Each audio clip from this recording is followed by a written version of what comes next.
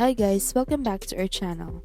In today's video, I'm going to show you how to fix Instagram notes not showing. But before that, if you are new, please hit the like and subscribe button and hit the notification bell so you can be notified if we post another video. First, open the App Store or Play Store of your device and make sure that your Instagram is completely updated. To begin, open your Instagram application. Go to your profile by clicking at the bottom right corner. Click Settings and go to the Account option. Scroll down and look for Switch to a personal account.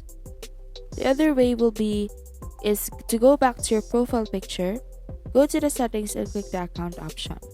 Tap Switch to Professional account and then skip everything quickly.